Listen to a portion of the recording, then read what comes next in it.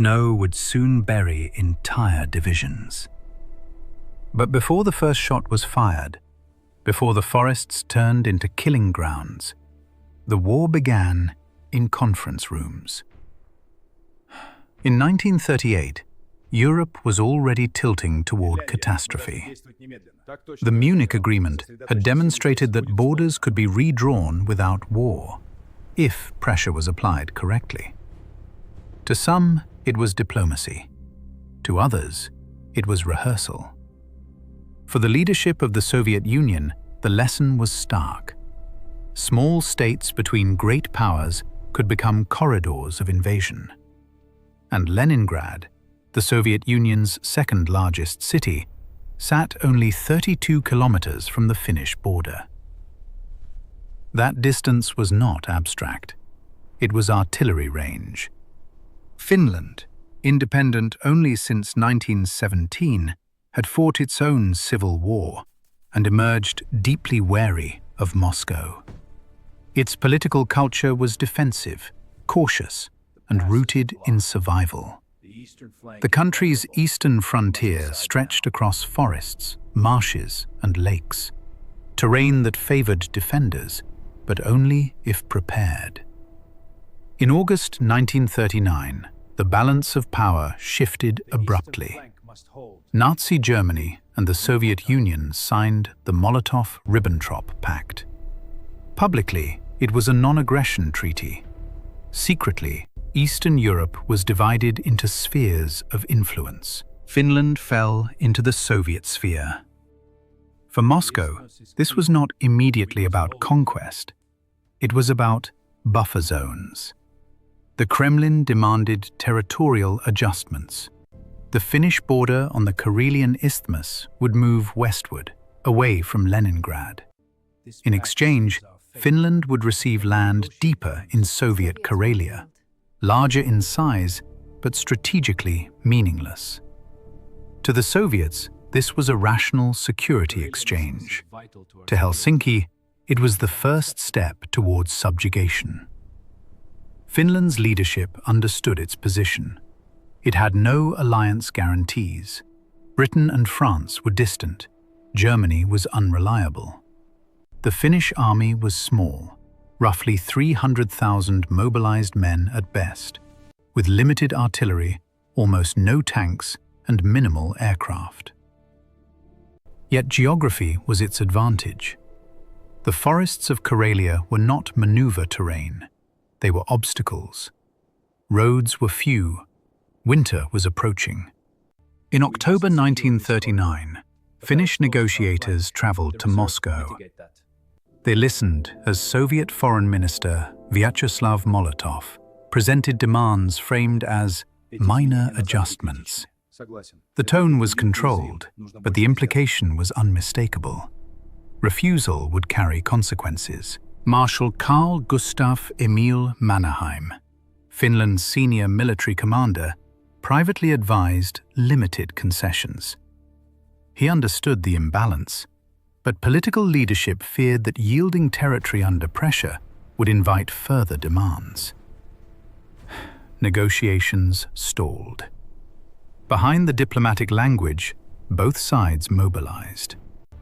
The Soviet Union assembled armies along the frontier, multiple rifle divisions, tank brigades, and heavy artillery formations. The Red Army had numbers, nearly 500,000 troops prepared for operations. Finland prepared differently. Reservists were called up quietly. Defensive positions along the Karelian Isthmus were strengthened. Anti-tank obstacles were emplaced. Ammunition stockpiles were dispersed. The coming conflict would not be fought in open plains. It would be fought in frozen forests, in narrow corridors of movement, in temperatures that killed the unprepared faster than bullets. In late November, the final spark appeared. On November 26, 1939, artillery shells exploded near the village of Mainila, on the Soviet side of the border. Moscow accused Finland of the attack. Helsinki denied responsibility and proposed a joint investigation. The proposal was rejected. The Soviet Union denounced the Non-Aggression Pact.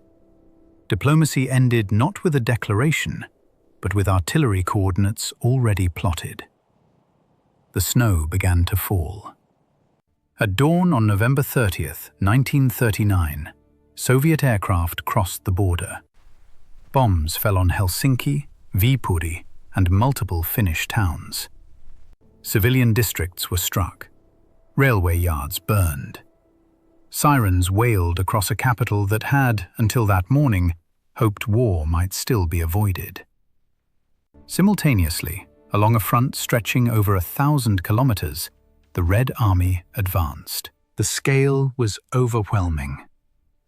Soviet forces attacked in multiple sectors: the Karelian Isthmus toward Viipuri, north of Lake Ladoga into forested wilderness, and far above the Arctic Circle toward the ports of Petsamo.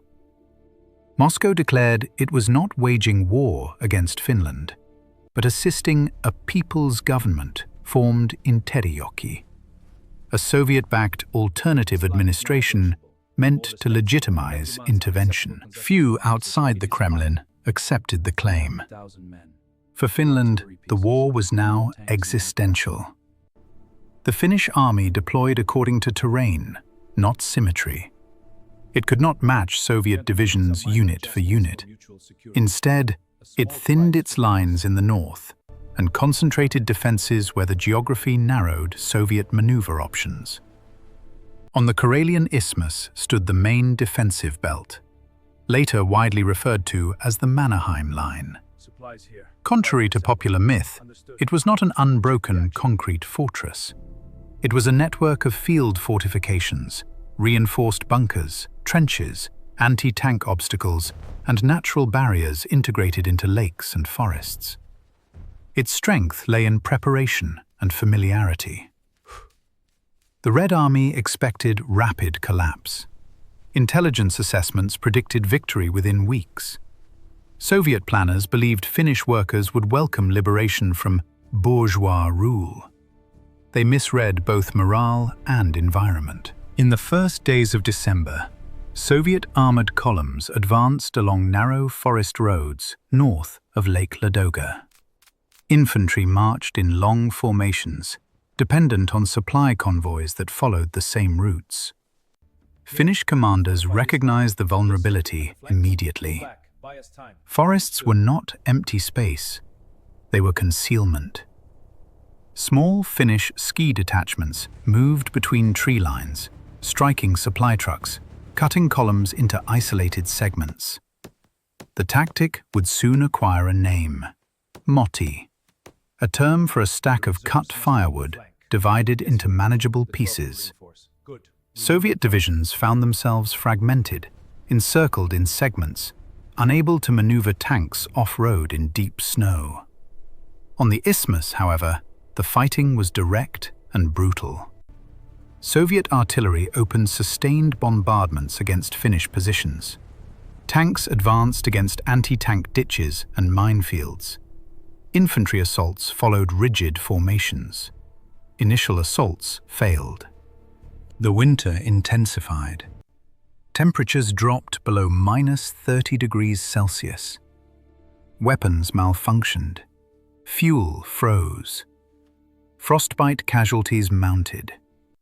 The Finnish soldier, often in white camouflage, on skis, lightly equipped, operated with decentralized command. Initiative was encouraged at lower levels. Communication lines were shorter. Units could disperse and regroup. The Soviet command structure, still reeling from purges that had eliminated experienced officers in preceding years, struggled to adapt. Orders emphasized persistence over flexibility. Casualty lists lengthened. International reaction was swift but cautious. The League of Nations condemned the Soviet invasion and expelled it from membership in December 1939. Sympathy for Finland surged globally. Volunteers began arriving from Sweden, Norway, Hungary, and beyond. Material aid flowed slowly: rifles, aircraft, ammunition, but not in decisive quantities. Finland stood largely alone. Yet by mid-December, something unexpected had occurred. The Red Army, numerically superior, heavily armed, had not achieved breakthrough. Instead, it was bleeding in forests it did not control, against an opponent it had underestimated. The war that was supposed to secure Leningrad quickly had become a grinding contest of endurance, and winter had only just begun. By mid-December 1939, Soviet commanders faced a contradiction. On paper, their forces dwarfed Finland's. In practice, momentum had stalled. The main effort remained fixed on the Karelian Isthmus, the narrow corridor between Lake Ladoga and the Gulf of Finland. If broken, it would open the road to Viipuri, and beyond it, the political heart of southern Finland. The defensive system guarding this approach was commonly labelled the Mannerheim Line, though it was less a wall than a layered defensive zone. Concrete bunkers were sparse and often camouflaged into rocky terrain. Trenches followed the contours of frozen lakes. Anti-tank obstacles forced armor into predetermined killing zones. Marshal Carl Gustav Emil Mannerheim did not believe in static heroics. His doctrine emphasized elastic resistance: hold, bleed, withdraw when necessary, counterattack when overextended. The Soviet High Command, however, initially pursued frontal penetration. Massed artillery opened the assaults. Barrages shook forests into splintered debris fields. After the bombardment, tanks advanced in columns, infantry following behind in dense formations. The expectation was that weight alone would collapse the line. Instead, Soviet armor encountered anti-tank ditches concealed beneath snow. Finnish gunners, short on dedicated anti-tank weapons, improvised. They used logs to channel tanks into narrow lanes. They targeted vision slits. They attacked at close range with satchel charges and improvised incendiary bottles, later known internationally as Molotov cocktails. The name was deliberate. It mocked Soviet Foreign Minister Vyacheslav Molotov's claim that Soviet aircraft were delivering humanitarian aid rather than bombs. Close combat became common. At Suma, one of the key sectors, Soviet assaults intensified. Entire regiments were committed in repeated waves. Snow absorbed blood quickly. Positions changed hands by meters. Finnish units, smaller and thinner, relied on overlapping fields of fire and precise artillery coordination. Yet endurance has limits. The Soviet Union possessed reserves in depth. When a regiment faltered, another replaced it. Artillery ammunition stocks were effectively inexhaustible compared to Finland's. In the north, the war developed differently. Soviet divisions advancing through central Finland expected rapid movement along forest roads toward Oulu, aiming to cut the country in half. Instead, they entered terrain that nullified numerical advantage. Near Suomussalmi, the 163rd Soviet Rifle Division advanced deep along a narrow road.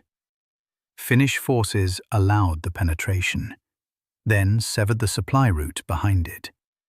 Ski detachments moved through forests where vehicles could not. Soviet columns, strung out for kilometers, fragmented under ambush. Isolated units froze in place. Supply trucks burned first. Without fuel, tanks became immobile steel shelters. Without food, endurance collapsed. Temperatures below -40 degrees Celsius transformed inactivity into death. The encirclement was methodical. Finnish commanders did not rush. They divided Soviet formations into smaller pockets, motteja, isolating them, attacking piecemeal, denying coordination. The destruction of the 163rd Division was followed by the fate of the 44th Division on the Raate Road, sent to relieve it. The relief force met the same terrain, the same tactics, the same outcome. Entire formations ceased to exist as coherent units. The image of the war shifted internationally. Finland was no longer merely resisting, it was humiliating a great power. But in Moscow, humiliation triggered adaptation. Stalin replaced senior commanders. Criticism, once dangerous, became temporarily tolerated if it produced solutions. The Red Army began reassessing its approach. Winter was not the enemy. Inadequate preparation was. The second phase of the war was forming, and it would be far more lethal. January 1940 did not begin with maneuver. It began with silence. Large-scale Soviet offensives paused, not because the objective had changed, but because the method would.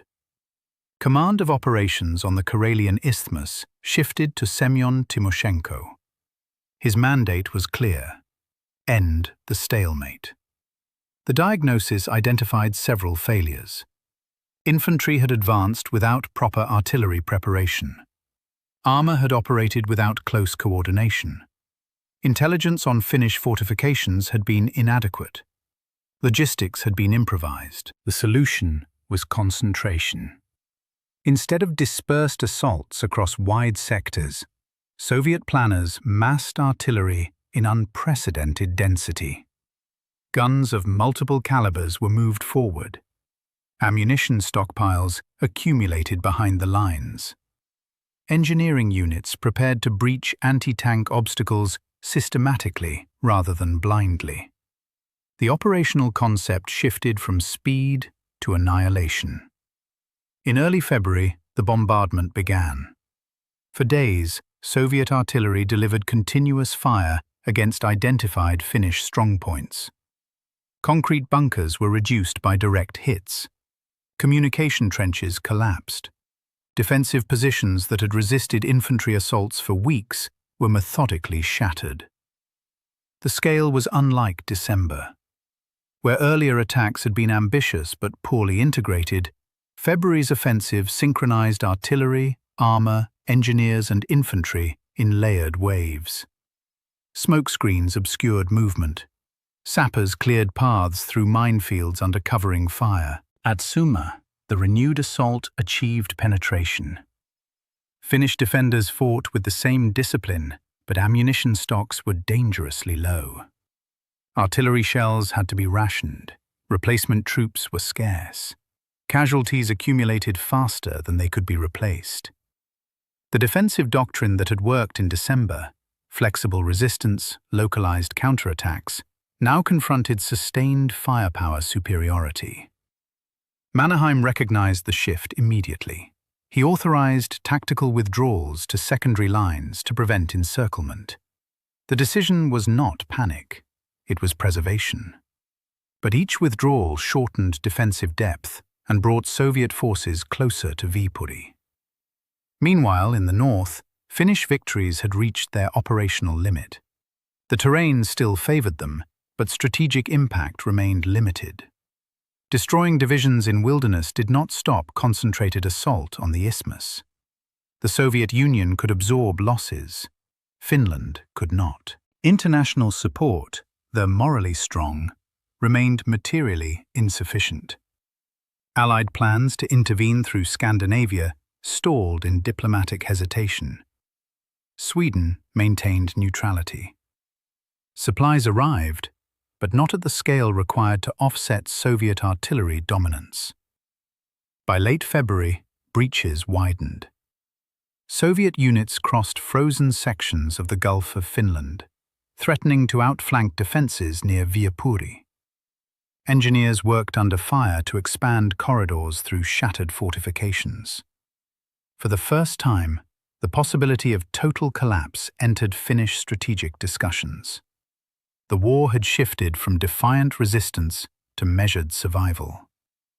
The snow still covered the ground, but beneath it, the balance of power was settling decisively.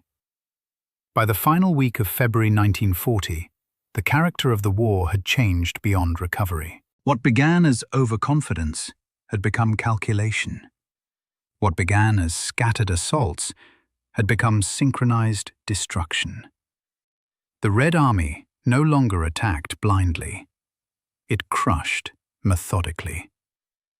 On the Karelian Isthmus, Soviet artillery density reached levels unprecedented in the conflict. Guns were positioned wheel to wheel. Barrages no longer targeted individual bunkers, they erased entire defensive grids. Forest cover vanished under sustained fire. Ice on nearby lakes cracked from concussive shockwaves. Finnish defensive lines did not collapse in chaos, they eroded. Positions that had held for weeks were rendered tactically irrelevant once flanked or isolated. Communications deteriorated under constant bombardment. Runners replaced shattered telephone lines. Units fought semi-independently, bound more by discipline than by centralized control. At Lada and Tali, Soviet spearheads forced crossings through weakened sectors. Engineering battalions cleared anti-tank obstacles under covering fire, often sustaining heavy casualties but maintaining forward momentum. Armor advanced in tighter coordination with infantry than at any earlier stage of the campaign. The Finnish army faced a structural reality. Manpower reserves were nearly exhausted. Unlike the Soviet Union, Finland could not rotate divisions out for refit. Battalions were reduced to companies in strength, companies to platoons. Artillery batteries rationed shells to only the most critical targets. Every counterattack had to justify its cost. Mannerheim and the Finnish High Command evaluated options without illusion. Continued resistance would impose further Soviet losses, but at the risk of encirclement and destruction of the remaining field army. Meanwhile, Soviet forces expanded operations around Viipuri, Finland's second-largest city and a critical transportation hub. The frozen Gulf of Finland, once a defensive barrier, became an operational pathway. Soviet units advanced across the ice, threatening envelopment from unexpected angles. Urban defense preparations began. Civilians evacuated where possible. Bridges were wired for demolition. Rearguard units prepared fallback positions within the city's perimeter. Yet Viipuri was not built for prolonged siege warfare. Its value was symbolic as much as strategic. North of Lake Ladoga, Finnish forces continued limited offensive actions against isolated Soviet formations.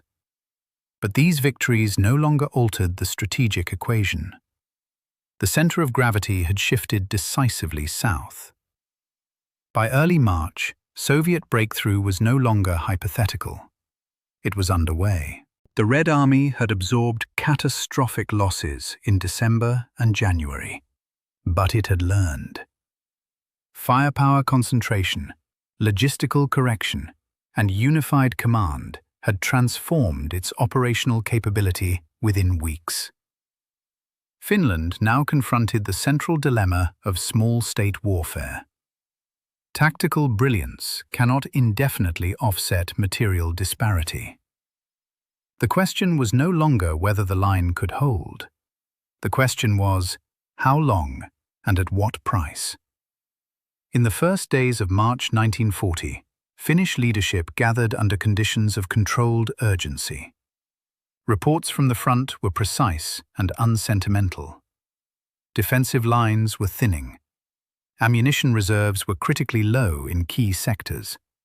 Soviet artillery superiority had become overwhelming. The risk of encirclement around Viipuri increased daily. The army could continue fighting, but it could not guarantee cohesion if the front fractured completely. The Soviet objective had also evolved. Early rhetoric about installing a friendly government had faded.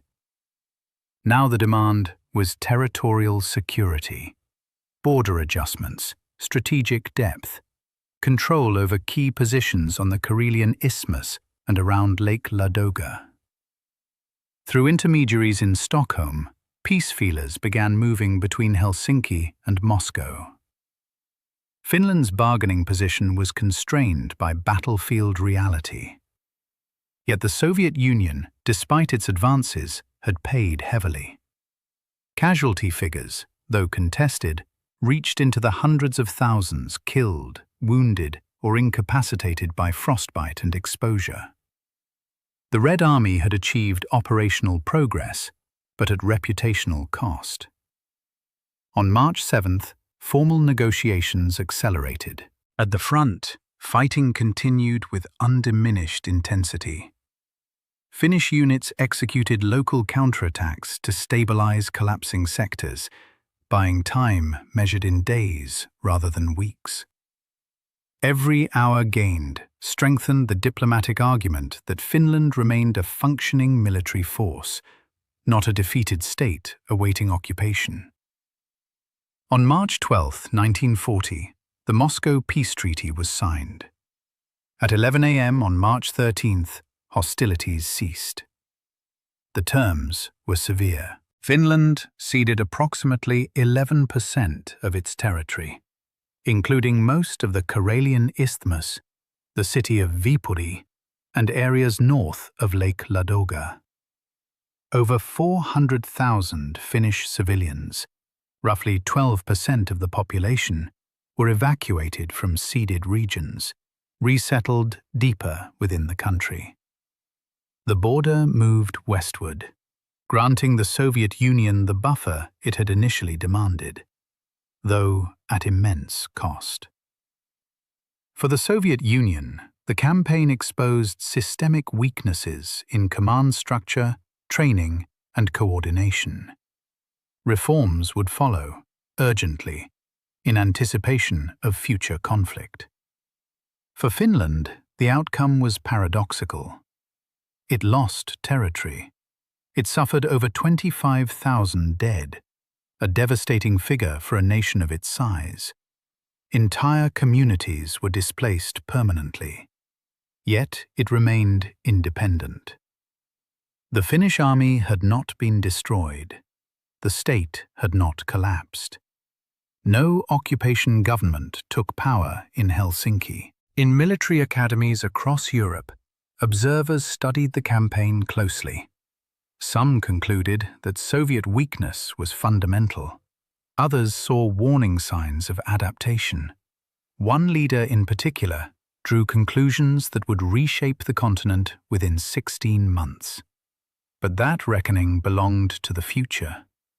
The Winter War, 105 days of snow, steel, and endurance, had ended. Its consequences had only begun. The Winter War had concluded, but the battlefield had left an indelible mark on the Soviet military psyche. The Soviet Union had entered Finland with confidence, expecting a swift operation. Instead, it encountered an enemy that exploited terrain, climate, and ingenuity. Numbers, tanks, and artillery, advantages assumed to guarantee victory, proved insufficient without coordination and adaptive leadership. The war revealed a stark truth. The purges of the late 1930s had gutted the Red Army's officer corps. Experienced commanders had been executed or imprisoned, replaced by less competent officers loyal to Moscow but inexperienced in operational art. Rigid command structures prevented lower-level initiative, leaving formations vulnerable to Finnish tactics that emphasized mobility and decentralized decision-making. Logistics, a critical element of modern warfare, had collapsed in harsh terrain. Supply lines stretched along narrow forest roads were easy targets for Finnish ski troops. Vehicles and artillery pieces, often ill-prepared for temperatures below -30 degrees Celsius, became liabilities. Tanks, immobilized by snow and ice, were transformed into static targets, their crews vulnerable to ambush. The cost was immense. Soviet casualty estimates ranged from 126,000 to 167,000 killed, with hundreds of thousands more wounded or frostbitten. Entire divisions ceased to exist as coherent units, particularly in the northern and central sectors. The Red Army's reputation, built on size and perceived invincibility, suffered severe damage. Yet lessons were learned. The Soviet military observed the effectiveness of concentrated artillery, coordinated combined arms assaults, and massed infantry operations. These insights would drive doctrinal reforms over the next months. For foreign powers watching the conflict, the message was clear.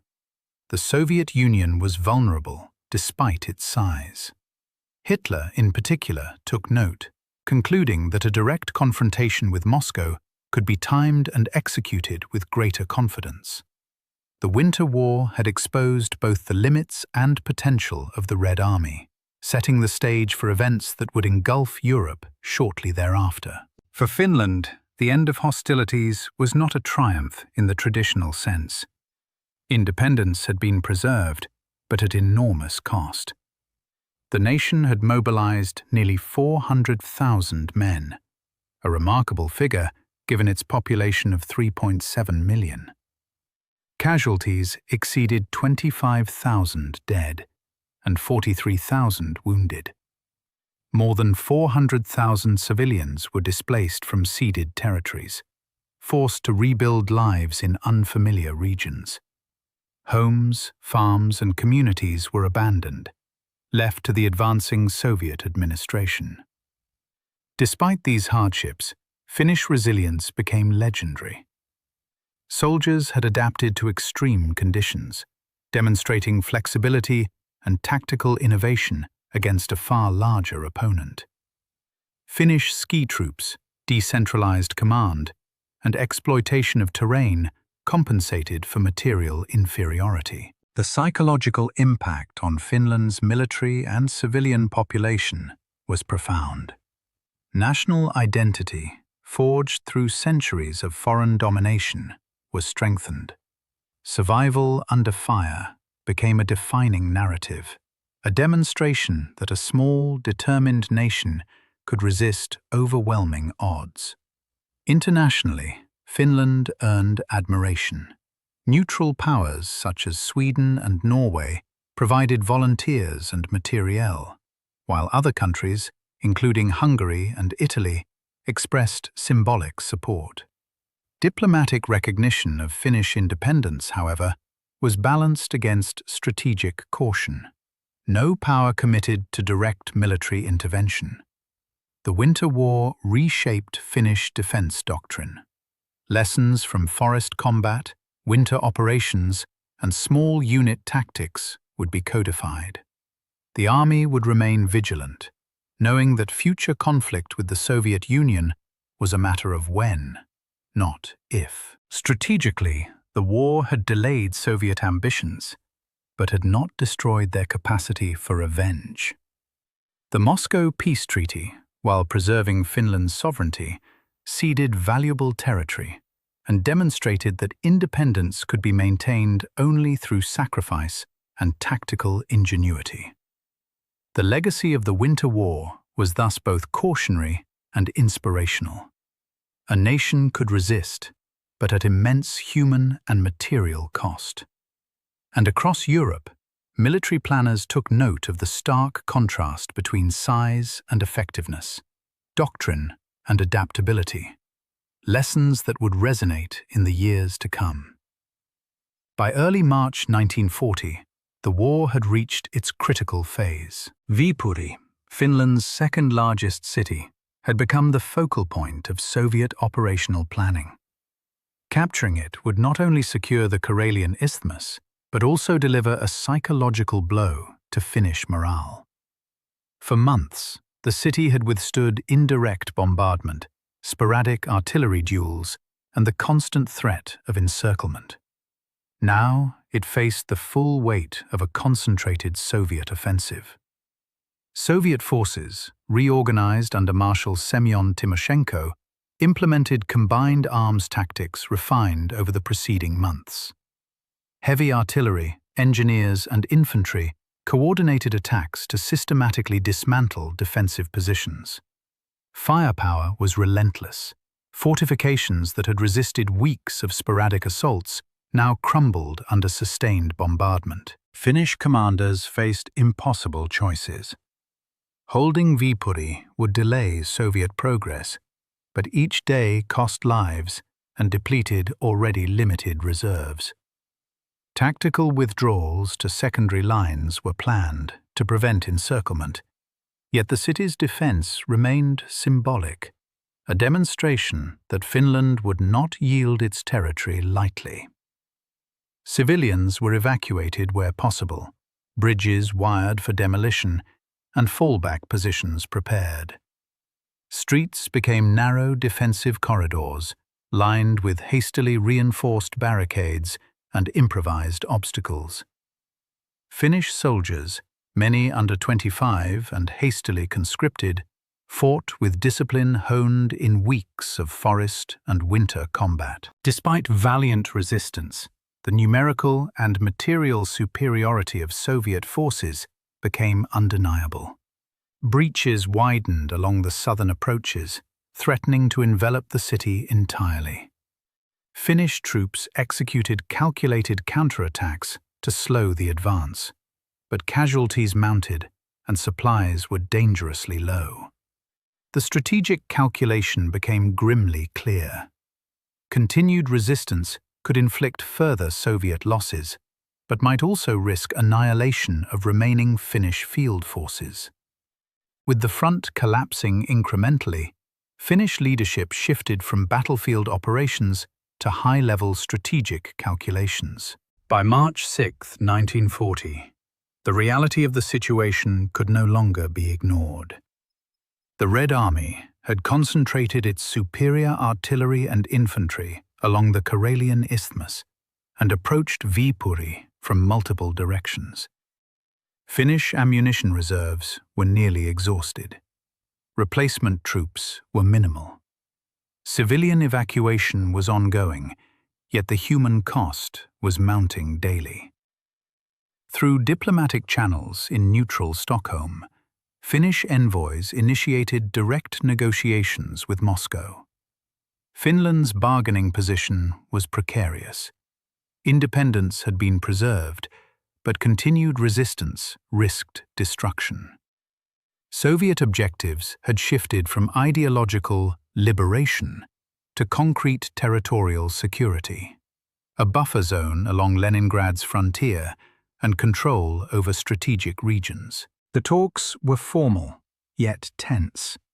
Finnish negotiators emphasized the country's ability to continue fighting despite setbacks, hoping to gain concessions in exchange for peace. Moscow, aware of its own staggering casualties and logistical challenges, maintained firm demands.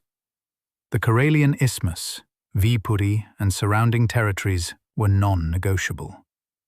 Behind closed doors, Marshal Mannerheim and the Finnish High Command calculated the cost of prolonging the war. Every additional day of combat risked not just human life, but the survival of the army itself. Finland's defensive doctrine, flexible, mobile, and reliant on terrain, had delayed Soviet victory, but it could not indefinitely compensate for overwhelming force. On March 12, 1940, the negotiations concluded with the Moscow Peace Treaty. The terms were harsh, yet survivable. Finland ceded approximately 11% of its territory, including most of the Karelian Isthmus, Viipuri, and northern sectors near Lake Ladoga. Hundreds of thousands of civilians were displaced, leaving homes, farms, and livelihoods behind. Yet Finnish sovereignty remained intact. The decision to negotiate was not a surrender. It was survival. The country had preserved its independence against an adversary with overwhelming material power. Military losses were high, but the core of the Finnish army remained intact, a crucial factor for future defense. The Winter War, 105 days of relentless cold and combat, had ended, but its consequences would resonate far beyond Finland's borders. The lessons learned on the snow-covered battlefield would shape military thinking, geopolitical calculations, and the trajectory of Europe in the years to come. March 13, 1940, marked the official end of the Winter War. The signing of the Moscow Peace Treaty was swift, formal, and consequential. Finland had survived, but at a significant cost. Approximately 11% of its territory was ceded to the Soviet Union, including the fertile Karelian Isthmus, Viipuri, and areas north of Lake Ladoga. These were not just empty lands, they contained towns, farmland, and infrastructure crucial for Finland's economy and population. Over 400,000 Finns, nearly 12% of the population, were uprooted, forced to abandon homes, farms, and communities, and resettle deeper within Finland's borders. Casualties had been severe, over 25,000 dead and more than 43,000 wounded. Entire divisions were decimated, yet the Finnish army remained cohesive. The leadership, under Mannerheim, had preserved the nation's ability to defend itself in the future. For the Soviet Union, the war had achieved territorial objectives, but exposed systemic weaknesses. Casualties had been extraordinarily high, particularly given the disparity in numbers and equipment. Command failures, logistical deficiencies, and rigid tactics were now undeniable. Lessons from the Winter War would drive urgent reforms in training, leadership, and operational doctrine. Internationally, the treaty drew mixed reactions. The League of Nations had expelled the Soviet Union for its aggression, but little material assistance reached Finland in time to affect the war. Sympathy was widespread, volunteers arrived, and propaganda highlighted Finnish resilience. Yet the geopolitical reality remained. Small nations could not rely on external guarantees against a determined superpower. The treaty was a harsh compromise, but it ensured survival. Finland retained independence, an outcome that would shape its military and political strategy for the years to come. The Winter War left a paradoxical legacy. Finland had defended its sovereignty against overwhelming odds. Yet it had lost territory and endured immense human suffering. The conflict demonstrated the limits of numerical superiority when met with innovation, discipline, and knowledge of terrain. Finnish ski troops, decentralized command, and winter warfare tactics became case studies in military academies worldwide. For the Soviet Union, the war served as both humiliation and instruction. Stalin's purges had decimated the officer corps, leaving the army initially incapable of adapting to unconventional tactics and harsh winter conditions. Soviet commanders noted the importance of combined arms coordination, logistical planning, and adaptability, lessons that would influence operations in the later stages of World War II. Geopolitically, the Winter War had broader repercussions. Adolf Hitler observed the difficulties faced by the Red Army, concluding that the Soviet Union might be vulnerable to a swift offensive, a calculation that would factor into Operation Barbarossa. Finland, meanwhile, pursued a cautious foreign policy, strengthening ties with Germany and preparing for future conflicts along its eastern border. Domestically, the war became a defining element of Finnish national identity. Stories of endurance, sacrifice, and tactical ingenuity were woven into the collective memory. Communities displaced from ceded territories rebuilt their lives, instilling a sense of resilience that would inform both military doctrine and societal values. The Winter War was more than a 105-day battle. It was a testament to the complexities of modern warfare. the interplay of terrain, morale, climate, and technology. It revealed that a small, determined nation could withstand a far larger adversary if guided by discipline, strategy, and a profound understanding of its environment. In the end, snow and blood had reshaped the map of Europe, but they had also shaped the enduring story of a nation that refused to fall. The lessons, the costs, and the heroism would echo far beyond the forests and frozen lakes of Karelia, into the strategic thinking of nations and the history of modern war itself.